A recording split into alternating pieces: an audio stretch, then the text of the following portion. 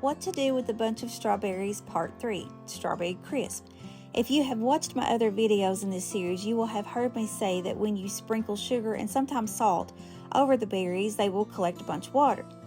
Well, mine collected so much that I couldn't even use all of the water, but mine had also sat in the refrigerator for 2 days. But anyway, you want to preheat your oven to 350 degrees.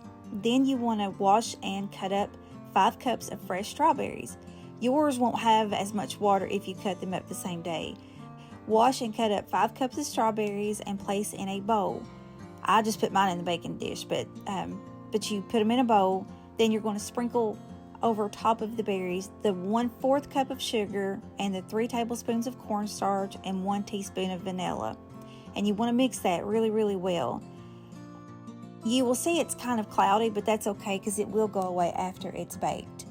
Now I had so much water, I actually ended up adding another tablespoon of the cornstarch, and I'm really glad I did that. But anyway, you want to go ahead and set those berries to the side.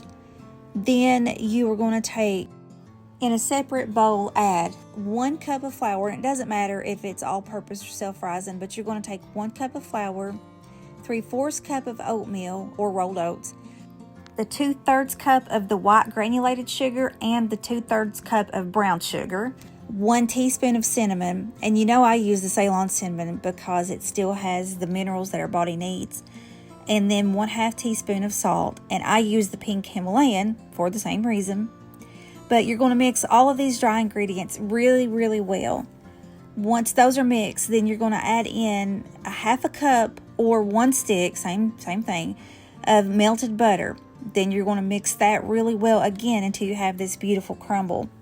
You want to spray your baking dish with either some Pam spray or rub it down with butter. And then you're going to add the strawberries in the bottom of the pan, or your baking dish. Then you're going to evenly cover the strawberries with that crumble that you just made. And you're going to kind of pat it down, just make sure it's good and even. But you want to bake at 350 degrees for roughly about 35 to 40 minutes. And it will come out all bubbly and brown and delicious.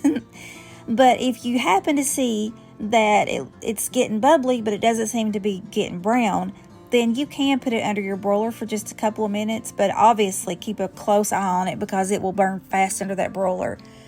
Or if it seems like it's turning brown too fast, then you will probably want to cover it with aluminum foil. That will kind of slow down the browning of the topping. But I like to serve mine warm, and you can also serve it with vanilla ice cream, which is absolutely delicious, but we were out. So my daughter and I, we actually used that whipped cream that I had left over from the strawberry pie, but we used some of the whipped cream on top of it, and oh my goodness, it was so good. And honestly, I have to say, I think it was my favorite out of all 3 strawberry dishes I made. I hope that you will get inspired and want to make this too. Or if you don't like strawberries, maybe you like another fruit, you can use another fruit on the bottom instead of the strawberries.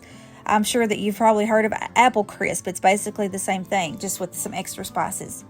If you have found any value in this video, please give me a thumbs up. And if you want to see more content like this, then subscribe to my channel. And I hope you have a blessed rest of your day, and I will talk to you in the next one. Bye.